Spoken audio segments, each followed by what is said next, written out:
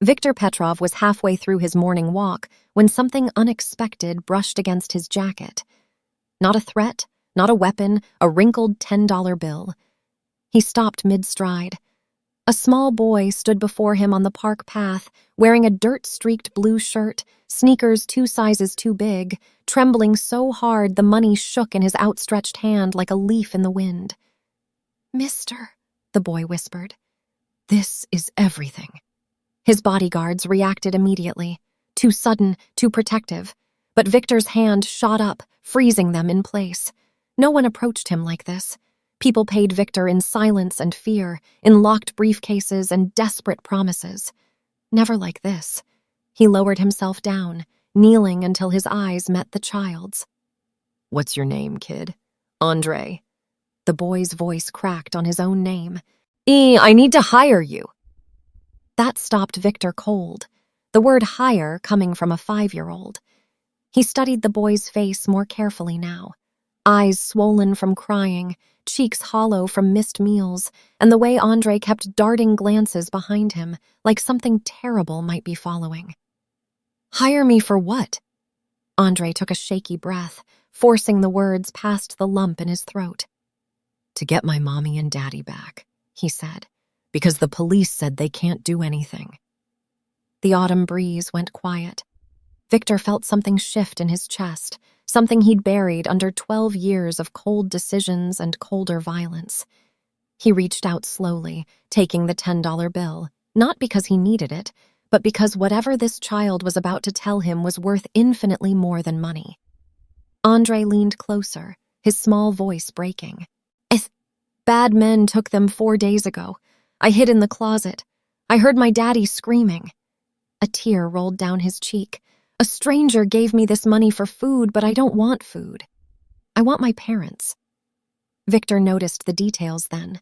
The boy's fingernails caked with dirt from sleeping outside, the tear in his shirt collar, the desperate, hollow look of a child who'd aged years in days. And something else. Something that made Viktor's jaw tighten. This wasn't just a kidnapping. This was a message, a violation of the one rule that separated criminals from monsters. Children were never part of the game. Viktor slowly folded the $10 bill and slipped it into his pocket. Not as payment, but as a promise. He placed a hand on Andre's shoulder, feeling the boy tremble beneath his palm. "Tell me everything," he said quietly. "And I mean everything." Because whatever Andre was about to reveal, Viktor already knew it would change the trajectory of both their lives. "Stay with me," because what this 5-year-old boy said next would shock even a man who thought he'd witnessed every form of cruelty this city could produce. Before we begin, please like and share this video, hit the subscription button, and comment where in the world you're watching from. 12 years. That's how long Viktor Petrov had ruled the Eastern District without anyone daring to question his authority. 12 years since he'd walked into Riverside with nothing but a reputation for solving problems that left no witnesses and turned 16 blocks of crumbling apartments and corner stores into his personal kingdom. People didn't love Viktor, they feared him. And fear, he'd learned, just was far more reliable than love. Every morning at 8, he walked the same route through Riverside Park. Black suit, perfectly pressed, gold watch that caught the sunlight, neck tattoos that crawled up from his collar like dark vines, telling stories he never had to speak aloud. 2 bodyguards always trailed 10 paces behind, close enough to respond, far enough to let Viktor move through his territory like a shark cutting through water. The morning walk wasn't exercise, it was a reminder. Every shop owner who nodded as he passed, every dealer who stepped aside on the sidewalk, every parent who pulled their children a little closer, they all remembered the rules. Viktor's rules. 3 of them, simple enough that even the stupidest enforcer couldn't misunderstand. Rule 1, pay on time. Viktor didn't care if you ran numbers, sold stolen goods, or operated out of your grandmother's basement. Business was business, but when payment came due, it came due. No excuses, no extensions, no second chances. The district ran on a schedule, and that schedule was written in blood. Rule 2, stay quiet. What happened in Riverside stayed in Riverside. No one talked to cops, no one gave statements, no one testified. The Eastern District policed itself, and Viktor was judge, jury, and executioner rolled into one impeccably dressed package. Cooperation with authorities was a death sentence, executed slowly. Rule 3, never touch the children. This was the line Viktor drew in concrete. You could destroy a man's business, break his legs, burn down his livelihood, but his kids walked to school untouched. Families were off limits. Children were sacred. As anyone who violated Rule 3 didn't just disappear, they disappeared screaming. Those 3 rules had kept Riverside functioning for over a decade. Viktor wasn't a hero, wasn't pretending to be one.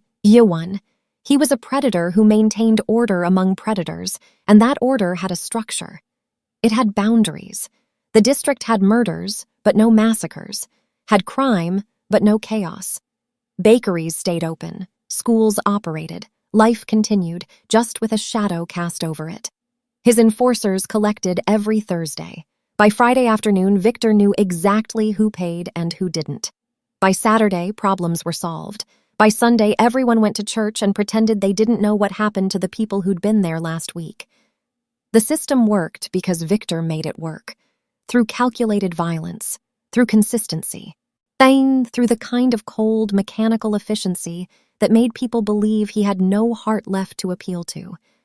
But that morning in the park, when a 5-year-old boy pressed a $10 bill into his hand and asked for help the police wouldn't give, Viktor felt something crack in that carefully constructed armor.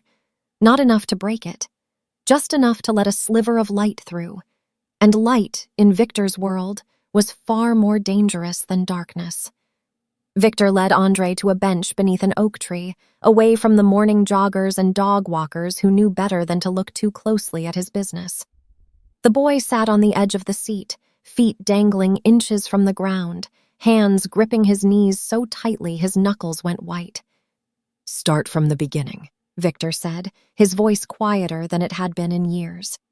"Your parents. Oh, what happened to them?" Andrei's chin trembled. He sucked in a breath that sounded painful. "My daddy built things. The correction caught in his throat. He had a construction company, Scott Allen Construction. Just him and 4 other guys. Viktor nodded, staying silent, letting the boy find his words. "A building fell down." Andrei's voice dropped to barely a whisper. "Not one daddy built, but the city blamed him anyway. Said he had to pay for it. $100,000. The number was too big for the child to truly understand, Viktor could tell. It was just a monster with too many zeros. "There was this man," Andrei continued, wiping his nose with his sleeve. "Black Bishop. That's what everybody called him. He wore all black and had these rings on every finger. He told Daddy he could borrow the money, but Daddy had to pay it back in 6 months with extra." Viktor's jaw tightened. He knew the name. Every criminal in the Eastern District knew Black Bishop, a loan shark who operated outside the traditional boundaries, who didn't respect territories or codes, a parasite who fed on desperation. "Daddy tried." Tears spilled down Andrei's cheeks now, unchecked. "He worked every day. Mommy got 2 jobs, but the business was gone. Nobody would hire Daddy after the building thing. The 6 months ended and they only had $40,000. "What did Black Bishop do?" Andrei's whole body shook. "He said Daddy had 1 week to get the rest or something bad would happen. Daddy sold our car, Mommy sold her wedding ring. They got $55,000 total, but Black Bishop said it wasn't enough. He said the debt grew every day like a plant. And now they owed $180,000. Viktor felt something cold settle in his stomach. This was how predators like Black Bishop operated. The debt never shrank. It only grew, a trap designed to never spring open. 4 nights ago, I was sleeping. Andrei's voice cracked completely now. I heard our door break, loud voices, Mommy screaming. I got scared and hid in my closet behind the winter coats. The boy's hands were shaking so violently, Viktor thought he might fall apart entirely. I heard them dragging Mommy and Daddy away. Daddy was yelling my name, telling me to stay hidden, to run when they left. The men said if Daddy didn't pay $200,000 in 1 week, they'd never see daylight again. Andre looked up at Viktor with eyes that had seen too much. They said they'd sell them to people far away. Where have you been sleeping, Andre? There's a playground 6 blocks from our apartment. The old one with the broken slide. I sleep under the tunnel thing. He pulled at his dirty shirt. A homeless lady gave me a blanket. A man at the store gave me the $10 yesterday and said I should buy food. His voice hardened with a determination that didn't belong on a 5-year-old. But I don't need food. I need my parents. Viktor studied the boy's face. 4 nights alone on the streets. 4 nights of terror and hunger and the kind of solitude that breaks adults, let alone children. And instead of spending that precious $10 on survival, Andre had tracked down the most dangerous man in Riverside and offered it as payment for the impossible. Yet Viktor reached into his jacket pocket and pulled out the $10 bill. He unfolded it slowly, looked at it, then folded it again and placed it in Andre's small hand, closing the boy's fingers around it. "Keep your money," Viktor said. "This one's on the house." Viktor made 3 phone calls before he'd even left the park. The first went to Dmitri, his intelligence specialist who could find information that didn't want to be found. The second went to Marcus, who ran the docks and knew every warehouse, every shipping container, every shadow along the waterfront. The third went to his second-in-command, Alexei, with instructions that were simple and absolute. Find everything on Black Bishop within 6 hours. By 2 that afternoon, Viktor sat in his office above the Riverside Social Club, a legitimate business that laundered very illegitimate money. The room smelled like leather and expensive cigars. 3 thick folders sat on his desk, and what they contained made his blood run colder than it had in a decade. Dmitri stood by the window, arms crossed. Black Bishop's real name is Marcus Holloway, 42 years old. Started as a loan officer at a bank, got fired for predatory lending practices, went independent 5 years ago. "I don't care about his resume," Viktor said, flipping through surveillance photos. "Tell me about the operation." "It's worse than we thought." Marcus stepped forward, pointing to a grainy photograph of a warehouse near Pier 19. "He's not just a loan shark. He's running a modern-day debtor's prison. People who can't pay get snatched. He holds them in that warehouse. Forces them to call family members, friends, anyone who might scrape together ransom money." Viktor's fingers tightened on the photograph. "How many?" "At least 15 that we've confirmed. Could be more." Dmitri pulled out another document, this one with names and dates. "Some have been there for weeks. He's got them locked in a converted storage section, separated by chain-link fencing. Guards rotate every 8 hours, 3 at night, 5 during the day." Alexei leaned against the doorframe, his face grim. "Boss, there's something else. We talked to people in the neighborhoods Black Bishop operates in. He's not just taking the debtors. When he grabs parents, he leaves the kids behind. No warning, no arrangements. Just gone." The room went silent except for the ticking of the antique clock on Viktor's desk. "How many children?" Viktor's voice was deadly quiet. "We've confirmed 7 in the last 3 months. Could be double that." Alexei shifted uncomfortably. "Most end up in foster care eventually. Some just vanish into the streets. The youngest was 3 years old." Viktor stood slowly, walking to the window that overlooked Riverside. His territory, his district, his rules. And this parasite had been operating right under his nose, violating the one rule that separated criminals from complete monsters. "He's been careful," Dmitri added. "Targets people on the margins. Immigrants, folks with cash businesses, people who won't go to the police. Stays out of Riverside proper, works the edges where your influence is thinner." "Not anymore." Viktor turned back to face his men. "Marcus, I want blueprints of that warehouse. Every entrance, every exit, every window. Dmitri, I want guard schedules down to the minute. Alexei, assemble the team." "How many men?" Alexei asked. "All of them." The 3 men exchanged glances. Viktor never mobilized his entire organization. Never. It drew attention, cost money, risked exposing operations that functioned best in shadow. But Viktor's face had transformed into something his men had rarely seen. Not the cold calculation of a businessman, but the focused rage of someone who'd found a line crossed that couldn't be uncrossed. "There's a 5-year-old boy sleeping in a playground tunnel because this piece of garbage kidnapped his parents," Viktor said, his voice low and dangerous. "There are 6 other children out there, maybe more, going through the same hell." Black Bishop thinks he can operate without consequences. He thinks rules don't apply to him. Viktor picked up the photograph of the warehouse and held it up. "Tonight, we teach him different." The temperature in the room seemed to drop 10 degrees. His men had seen Viktor angry before, had watched him order executions with the same emotions someone might order coffee. But this was different. This wasn't business. This was personal. And in Viktor Petrov's world, personal meant permanent. Viktor found Andrei exactly where the boy said he'd be. The old playground sat in a forgotten corner of Riverside, equipment rusted and sagging, the kind of place parents steered their children away from. The tunnel slide had been converted into a makeshift shelter, a dirty blanket wadded up inside, along with a plastic bag containing 3 crackers and a juice box. Andrei was curled up inside, his knees pulled to his chest, staring at nothing. When Viktor's shadow fell across the tunnel entrance, the boy scrambled backward before recognition softened his fear. "Mr. Petrov?" Viktor crouched down, dress pants touching dirty concrete. In 12 years of ruling Riverside, he'd never knelt in the dirt for anyone.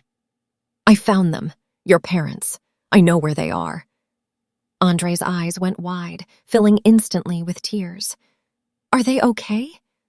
"They're alive. That's what matters right now." Viktor extended his hand. "Come on, you're not sleeping here anymore." The boy hesitated, years of stranger danger instincts warring with desperate hope. Finally, he took Viktor's hand, his small fingers disappearing into the Mafia boss's palm. They walked back to the social club in silence. Viktor's men watched with barely concealed shock as their boss led a 5-year-old through the front door, up the stairs, and into his private office. Viktor cleared a leather couch, grabbed a blanket from the closet, and pointed. "You sleep here tonight. My men will bring food. Real food, not crackers." Andrei climbed onto the couch, still clutching Viktor's hand. "You promise you'll get them back? You really promise?" Viktor looked at the boy's face, at the desperate need for certainty that only a child could wear so openly. He thought about his rules. Rule 3, never touch the children.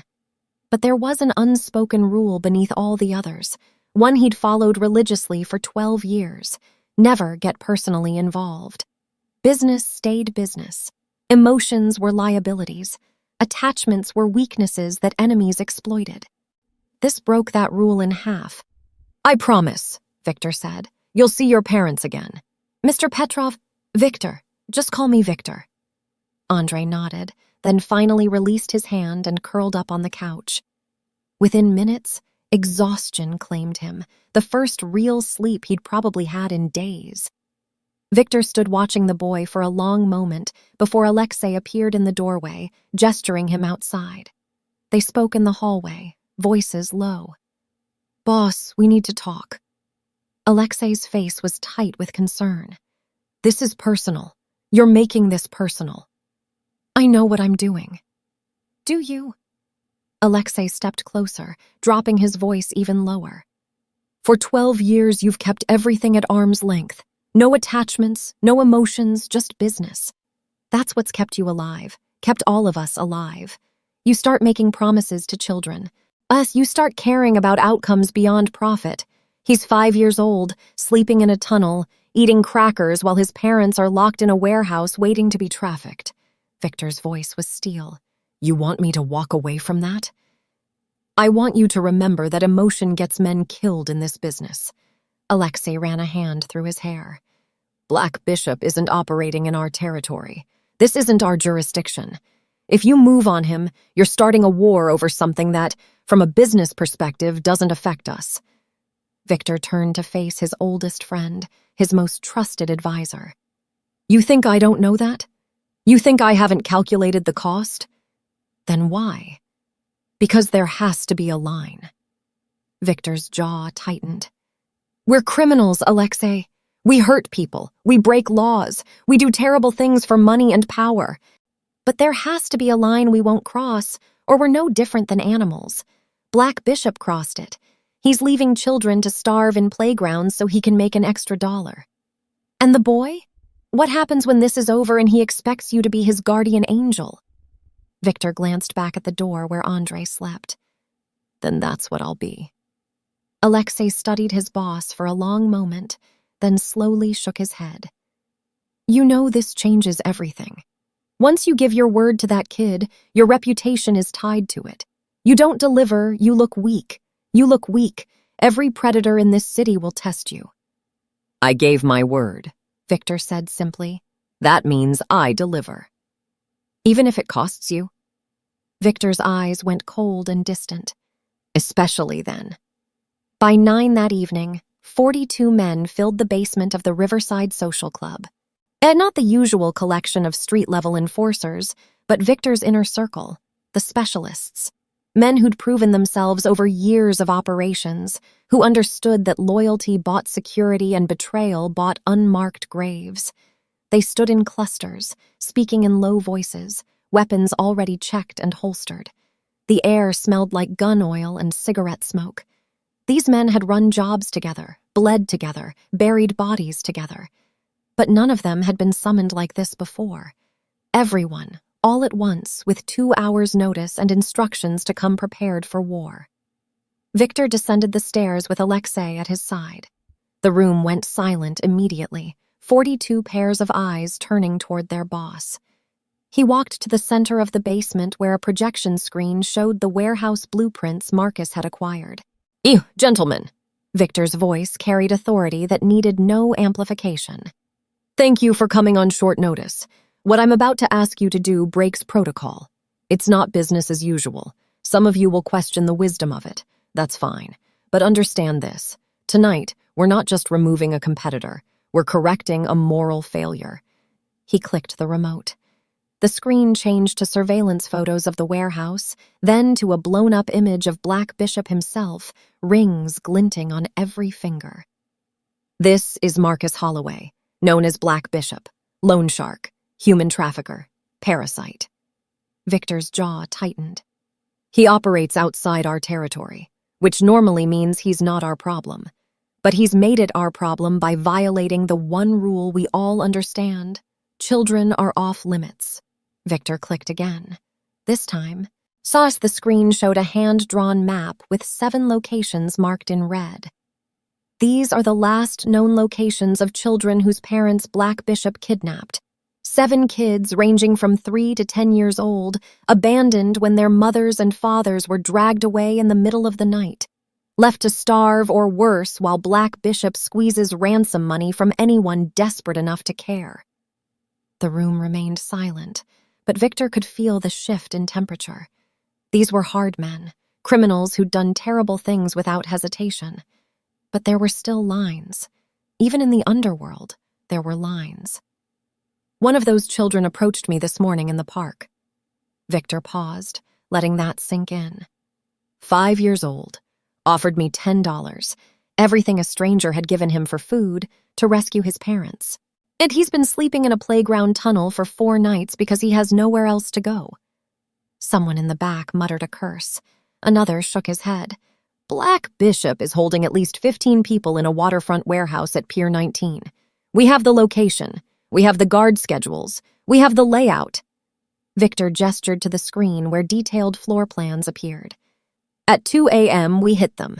3 teams. Team Alpha takes the east entrance, Team Bravo the west, Team Charlie secures the perimeter. Our objective is simple: extract the hostages, eliminate the guards, and make sure Marcus Holloway understands that there are consequences for his choices. Dmitri stepped forward, taking over the tactical briefing. The warehouse is divided into sections. Hostages are kept in the northwest corner behind chain-link fencing. SAT guards rotate every 8 hours. Night shift is 3 men, 2 roaming, 1 stationary at the hostage area. Building has 12 cameras, but they're on a closed system. We'll cut power 30 seconds before breach." Viktor watched his men absorb the information, saw them transition from curious to committed. These were professionals. Give them a target, give them a reason, and they became instruments of precision violence. "Questions?" Viktor asked. A voice came from the middle of the group. "Boss, what about Black Bishop himself? You want him alive or dead?" Viktor's expression went flat and cold. "That depends on how cooperative he is. But one way or another, he doesn't leave that warehouse operating a business." Another voice. "The kid, the one who hired you. What happens to him after?" "He goes home with his parents," Viktor said. "And then he's under our protection. Anyone who threatens that family answers to me personally." Heads nodded throughout the room. The message was clear. This wasn't just a job. This was Viktor Petrov drawing a line in concrete and daring anyone to cross it. "Gear up," Viktor said. "We leave in 4 hours. And gentlemen?" He looked around the room at faces scarred by years of violence, eyes that had witnessed atrocities without flinching. "Tonight, we get to be the good guys." Nobody laughed. Nobody questioned. They simply dispersed to prepare, transforming from criminals into something that resembled soldiers. 2 a.m. came with fog rolling off the water, thick enough to taste salt and diesel. Perfect cover. Viktor stood in the shadows 3 blocks from Pier 19, watching his teams disperse into the industrial darkness like ghosts. And no headlights, no radio chatter, just hand signals and years of working together in situations where mistakes meant body bags. Team Alpha moved east, 12 men in dark clothing, faces covered, weapons suppressed. Team Bravo mirrored them to the west. Team Charlie spread out in a wide perimeter, cutting off vehicle access and establishing sniper positions on nearby rooftops. 42 men moving with the kind of coordination that only came from shared violence and mutual trust.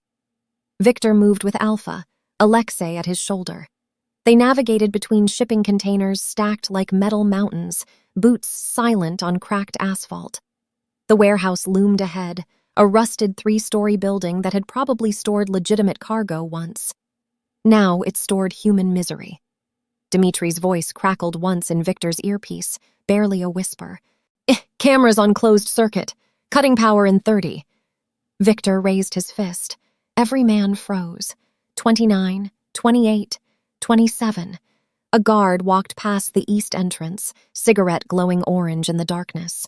He didn't notice the shadow detaching from the container stack behind him. Didn't hear the footstep. Didn't feel anything except the arm around his throat cutting off air and sound simultaneously. 30 seconds later, he was zip-tied and unconscious in the darkness. The warehouse lights died. Emergency systems kicked in for 3 seconds, casting everything in red. Then those died too. Total darkness except for the fog-diffused glow of distant streetlights. "Breach," Viktor said. Team Alpha hit the east entrance with a battering ram that sounded like thunder compressed into a single second. The lock exploded. They flowed inside in a choreographed violence, weapons raised, night vision goggles turning the darkness into green-lit clarity. 2 guards inside scrambled for weapons. Neither made it. Suppressed shots punched through the silence, and both men dropped. One tried to scream. Alexei's hand clamped over his mouth while another operative zip-tied him. Within 15 seconds, the entrance was secure. Team Bravo reported similar results through the earpiece. West entrance breached. 2 guards neutralized. No alarm raised. Viktor's team moved deeper into the warehouse, clearing rooms with mechanical efficiency. An office, empty. A break room with half-eaten food, empty. A bathroom, 1 guard relieving himself who turned around to find 3 guns pointed at his face. He raised his hands so fast he nearly fell over. "He's smart," Alexei muttered, securing him. The warehouse interior was a maze of corrugated metal walls and makeshift corridors. Black Bishop had converted the space into something resembling a prison. Chain-link fencing divided sections. Security cameras hung dead on the walls, their recording lights dark. The smell hit Viktor as they moved deeper. Unwashed bodies, fear, desperation. They found the third guard stationed outside the northwest section, sitting on a folding chair with a shotgun across his lap and headphones in his ears. He never heard them coming, never saw the shadow that moved behind him, never registered the arm that locked around his throat until consciousness faded. Viktor pressed his hand against the chain-link fence. Beyond it, in the dim emergency lighting that ran on a separate system, he could make out shapes. People. 15 of them, maybe more, huddled in groups or lying on thin mattresses. Some stirred at the noise.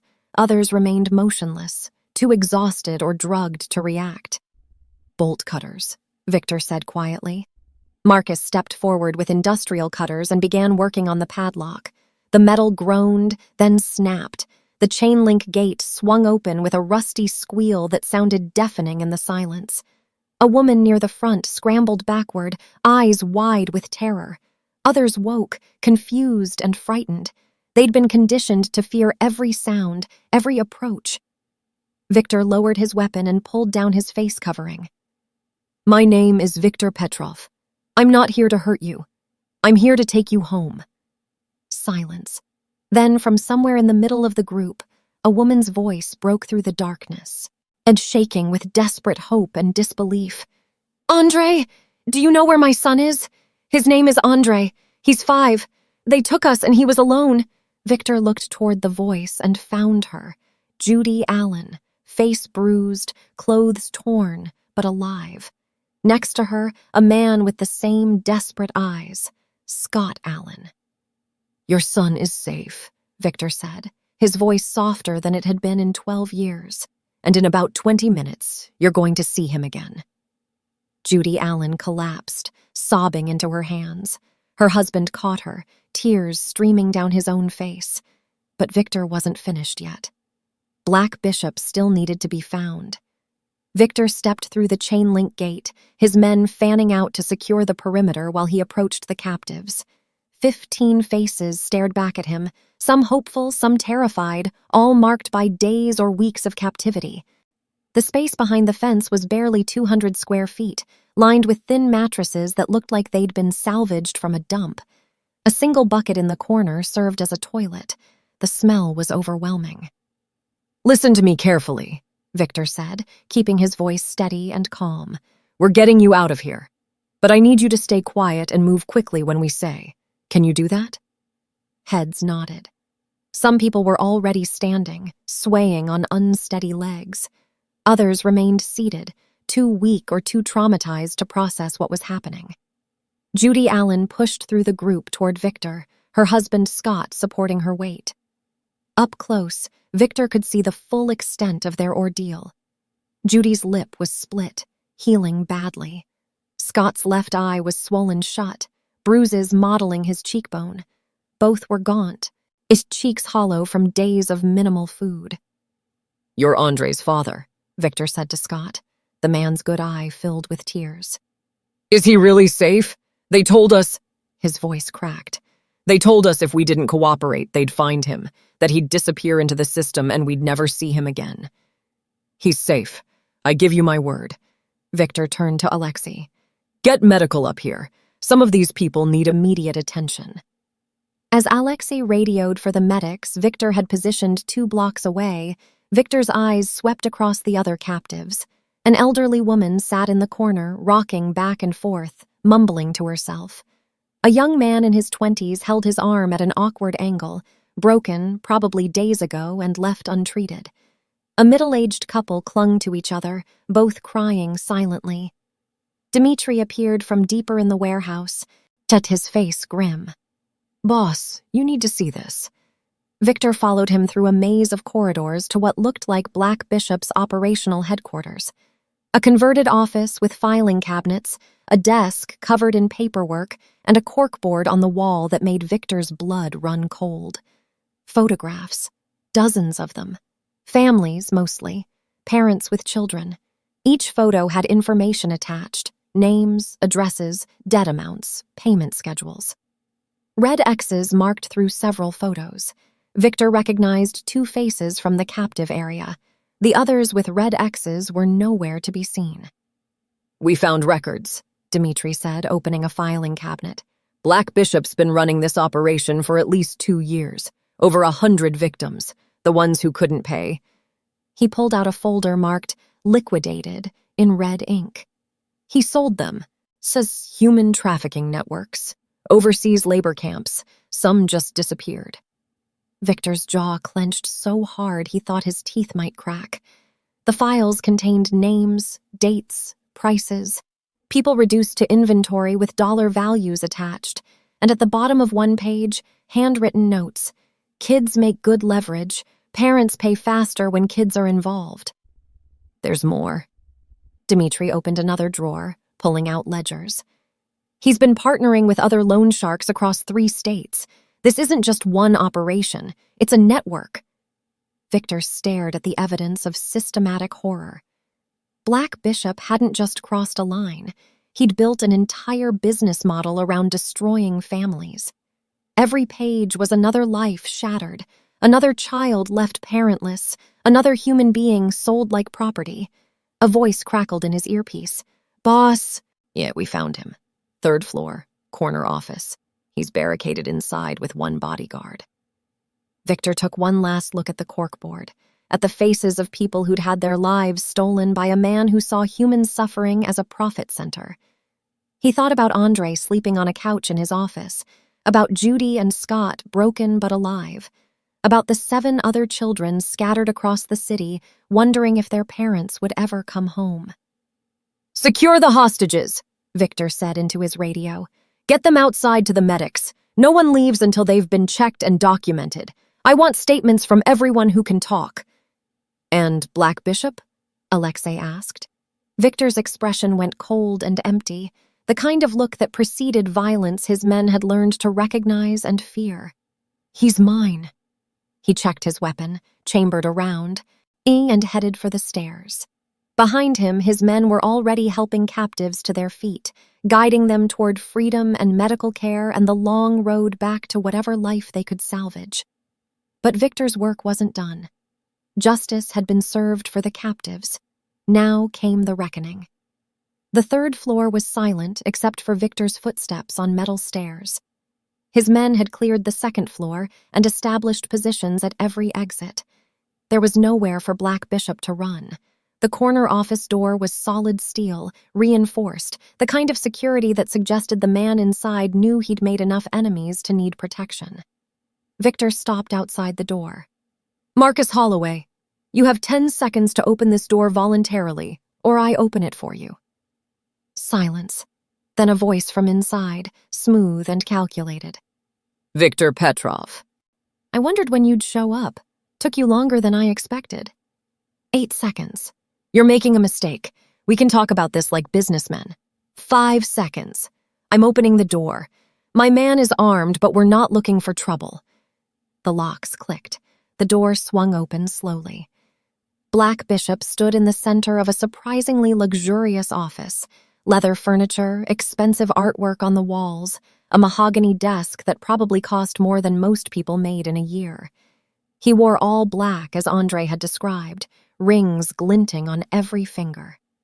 Behind him, a bodyguard the size of a refrigerator held a pistol but kept it pointed at the floor. Black Bishop raised his hands in a gesture of peace, his rings catching the light. "Before you do anything rash, hear me out.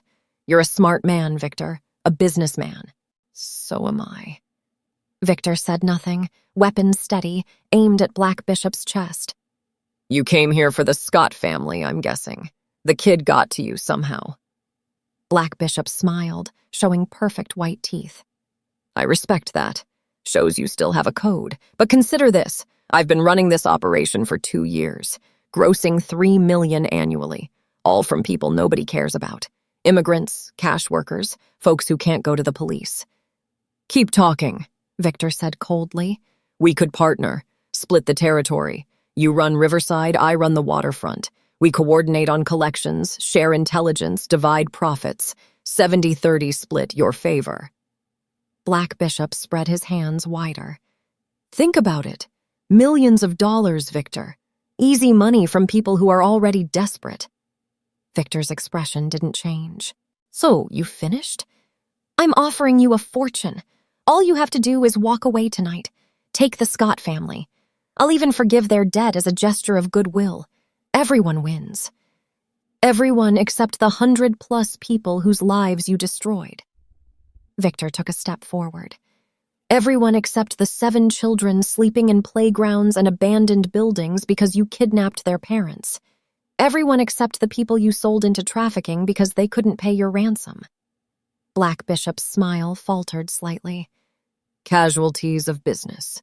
You of all people understand that." "I understand that there are lines." Viktor's voice went quiet, the kind of quiet that preceded violence. "You crossed them, multiple times. And you made it my problem when you left a 5-year-old boy alone to die on my streets. That kid had nothing to do with— That kid offered me $10 to save his parents. Everything he had in the world he tried to give me because you destroyed his family." Viktor raised his weapon slightly. "You know what that kind of desperation looks like on a 5-year-old child?" Black Bishop's composure cracked. He took a step backward. "I'm offering you millions. I don't want your money. I want you gone." The bodyguard moved, raising his pistol. He was fast, professional, the kind of muscle Black Bishop could afford with his millions. But Viktor was faster. 2 shots, poof, poof, and the bodyguard dropped, weapon clattering across the hardwood floor. Black Bishop stumbled backward, hands up, rings glittering. "Wait, Viktor, we can work this out. I'll shut down the operation. I'll leave the state." "Too late for negotiations." Viktor advanced, weapon trained on the loan shark's forehead. "You built a business on destroying families. You left children orphaned for profit. You thought you were untouchable." "Please!" Black Bishop's voice broke, all smooth businessman persona shattered. "I have money. Offshore accounts. 15 million. I'll give you everything. Just let me walk away." Viktor stopped 3 feet from the man who'd caused so much suffering, who'd reduced human beings to inventory with price tags.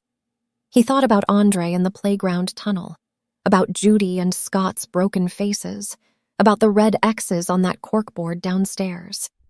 "You can't buy your way out of this," Viktor said. The shot echoed through the warehouse like a period at the end of a sentence. Black Bishop collapsed, rings rattling against the hardwood as his hands hit the floor. His eyes stared at nothing, seeing whatever waited on the other side of all that greed and cruelty. Viktor holstered his weapon and spoke into his radio. "3rd floor clear. Black Bishop is permanently out of business. Send cleanup crew." He walked to the office window and looked out over the waterfront, where his men were loading hostages into vehicles, where medics were treating injuries, where 15 lives were being given back. The message was sent. In blood and bullets, it was sent. Children were untouchable, families were sacred, and anyone who forgot those rules would answer to Viktor Petrov.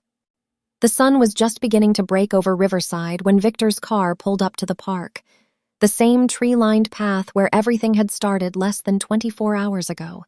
Autumn leaves scattered across the walkway, catching the golden light. Early morning joggers hadn't arrived yet. The park belonged to them alone.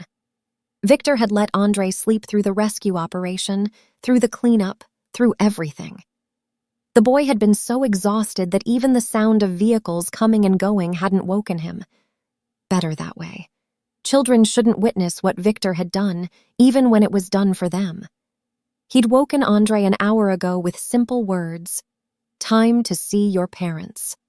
Now the boy sat beside him in the back seat, cleaned up, wearing fresh clothes one of Viktor's men had purchased, clutching that same crumpled $10 bill he'd tried to give away. His leg bounced nervously, eyes scanning the park path with desperate hope and lingering fear that this might somehow be a cruel trick. A second car pulled up behind them. Alexei emerged first, then helped Scott Allen out. The man moved stiffly, medics having treated his injuries but the bruising still visible. Then Judy, limping slightly but alive, eyes already searching. Viktor opened his door. "Stay here 1 more second," he told Andre gently. He stepped out and met Scott and Judy halfway between the vehicles. Up close in daylight, they looked worse than they had in the warehouse darkness. But they were standing. They were free. They were alive. Your son is in the car, Viktor said quietly. Before I let him out, I need you to understand something. What happened to you? That's over. Black Bishop is gone, permanently. The debt doesn't exist. Your family is under my protection now. Anyone who threatens you answers to me. Scott's voice broke. Why? Why would you do this for us? We're nobody. We can't pay you back. We have nothing. You have a son who was willing to give up his last meal to save you. Viktor glanced back at the car where Andrei's face pressed against the window. That's not nothing. That's everything. He stepped aside and nodded toward the car. Andrei saw his parents through the window. For a heartbeat, he didn't move, as if his mind couldn't process that they were real, that this wasn't a dream. Then he exploded out of the car, running with the kind of speed only pure joy could fuel. Mommy! Daddy! Judy dropped to her knees on the path, arms wide. Andrei crashed into her with enough force to nearly knock her over. Scott wrapped his arms around both of them, and the three of them collapsed into a heap on the autumn leaves, crying and laughing and holding each other like they'd never let go. Viktor watched from distance, his men forming a loose perimeter.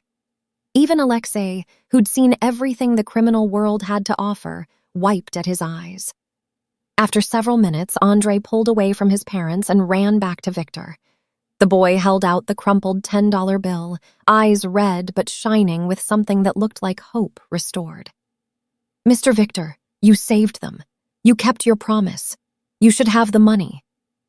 Viktor looked down at the offering. $10. The price of a child's desperation. The cost of a family's salvation. He slowly knelt on one knee, bringing himself eye level with Andrei, just as he had yesterday when this had all begun. You keep it, Viktor said, gently closing Andrei's fingers around the bill. Buy yourself something, food, toys, whatever you want. You earned it by being brave enough to ask for help. But I owe you. You don't owe me anything. Viktor placed a hand on the boy's shoulder. But I owe you something. I owe you a promise. He looked into Andrei's eyes, this child who'd somehow cracked open something in Viktor that he'd thought was long dead. No one will ever hurt your family again. You have my word, and my word is iron. Andrei threw his arms around Viktor's neck, squeezing tight. Thank you, the boy whispered. Thank you for bringing them home. Viktor awkwardly returned the embrace. His men pretending not to notice their boss hugging a 5-year-old on a park path at dawn. When Andrei finally let go and ran back to his parents, Viktor stood slowly, watching the family hold each other in the golden morning light. For 12 years, Viktor Petrov had been a monster, a predator, a criminal who ruled through fear and violence. He'd hurt people, destroyed lives, built an empire on suffering. But this morning, in this park, he'd been something different. He'd been the good guy. And standing there, watching Andrei's family whole again, Viktor realized that maybe, just maybe, it wasn't too late to be both. A monster to monsters, a protector to those who had no one else. Alexei stepped beside him. What now, boss? Viktor watched Andrei laugh, a sound of pure childhood joy that shouldn't exist in the world Viktor inhabited. But it did, because Viktor had made it possible. Now? Viktor turned toward his car. Now we make sure this never happens to another family. Get me the names of every loan shark, every trafficker, every predator operating in or near Riverside. It's time to remind people what the rules are. All of them? Viktor's expression hardened with purpose. Every single one. He took one last look at Andrei, safe in his father's arms, before sliding into the car. The sun climbed higher over Riverside, painting the sky in shades of gold and red. A new day, a new purpose. Viktor Petrov was still a monster, but now he had something worth being monstrous for.